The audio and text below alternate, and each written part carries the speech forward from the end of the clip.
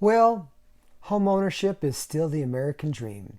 And have you ever wondered if it's better to pay off your mortgage or just keep paying your mortgage until it's eventually paid off? Well, in this video, we're going to talk about the pros and the cons of paying off your mortgage. So come on, let's go take a look. So some of the pros of not paying off your home early and keeping the mortgage is that a lot of people nowadays, and if you're in this situation, you'll think the same way, is that you may have a low interest rate, 2, 3%, something like that. And you may be thinking to yourself, well, at that low of an interest rate, it's almost like free money. I mean, I can remember the days when I thought 6% and 7% was low. And then it got down to 3 and 2.5. It was amazing. It was unheard of. So some people say, I don't want to pay off my mortgage because it's almost like free money. I'm using other people's money to buy my house. Or another argument of not paying off your home is that if you have a low interest rate, you can actually use the money to make the extra margin. For example, let's say your mortgage is 2%, but in the market, or you have some type of investment where you can get 5% or 10%. And so you can actually get a lot higher interest rate by taking your money and investing it into some other type of vehicle. Could be stocks, could be bonds, could be mutual funds, money markets at this stage of the game, could be your own business. And so that's another reason why people do not want to pay off their mortgage. The third reason that people will claim that they do not want to pay off their mortgage is because of the tax savings or the tax benefit that you get by having a mortgage. Well, that's an interesting one, because if you think about it this way, that tax savings is really not as good as you think it is. For example, it's like saying to the government, all right, you give me $5 and I'll give you $1 back. And if you think that's a good deal, I'll take someone up on that trade every day. Now, what's better is to not pay the $5 in the first place. So when I'm running a business, what I like to do is that I like to make business decisions based on their merit, based on their financial criteria, or how it's going to help the business or help the business grow. I don't consider the tax implications until after I have proven that this is a good idea. So what I'm saying is that I actually don't do anything just for the tax purpose or the tax benefit. I do it because it's good business, and then the tax benefit that I may get is an additional benefit in doing this whole process. So it's better not to have a mortgage in the first place in some situations, because you don't have to pay the $5 in this example to the government and get $1 back. It's a horrible deal. I would rather just not pay the $5 at all and keep the entire $5. So that's another reason why people argue against paying off their mortgage. Here's some of the benefits of paying off your mortgage. Once you pay off your mortgage, you have freedom, which means you can take that money and spend it on anything that you want. For example, you may want to take that extra money and now invest in it and grow your future, or grow your retirement funds or something to that nature. So you can do that with that extra money that you're receiving.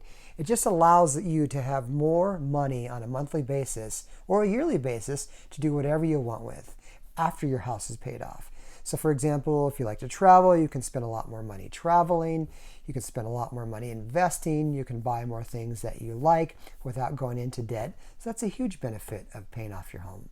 The second pro of paying off your home is that if things get rough in your life and you have bad times, and life is ebb and flow, life is ups and downs. And so if things get rough, you actually are in a nice position because you'll have more disposable money in your pocket. You don't have a mortgage to pay for. So if you lose your job, that's one less expense that you have to consider on a monthly basis if you do not have a mortgage. And the third pro and benefit for paying off your home is my favorite, and that's just personal freedom. Boy, it makes you feel so good when you don't owe money to anybody. It's such a great feeling. I always equate it sometimes, I think, to it this way, is that, you're generally always going to go out to work in the morning, whether you like to or not. But When you have a paid for home, you can consider whether you want to go to work that day because you don't have the strain of paying a mortgage. And when that alarm clock rings and you don't want to get up, well, you might just stay in bed because you do not have that big bill, one of the biggest monthly bills, which is your home, to pay for each month.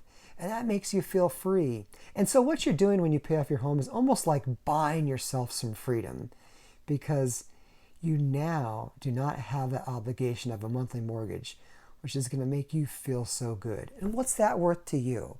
And for some people, that's not worth much. I understand. But if it is worth something to you, you're going to love it. As I said earlier, the dream of owning a home is still alive and well. And I think it's something that most people should go after. But remember, the dream is owning a home, not paying for a home. And so you want to get to the point where you actually own the home. I like what Dave Ramsey says when buying a home. He recommends that you should never buy a home that's more than 25% of your monthly take-home pay. And number two, never get a mortgage that's over 15 years. And by doing that, you put yourself into a very, very safe environment. You limit the downside. And so by doing a 15-year mortgage, you actually know that in 15 years, if you don't pay any extra on your mortgage, it's going to be paid off. And that's very doable for most folks. Paying off your home gives you that ultimate freedom of you're never a slave to anyone else. They say that the borrower is a slave to the lender. And you don't want to be in that position because when you owe other people money, it just is always in the back of your mind. You feel it. You understand that there's a little friction there. And you want to be free. You don't want to be a slave to anybody.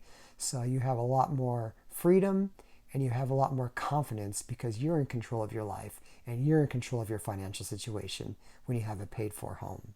We're humans, and I have the same problem that everyone else does. We love status.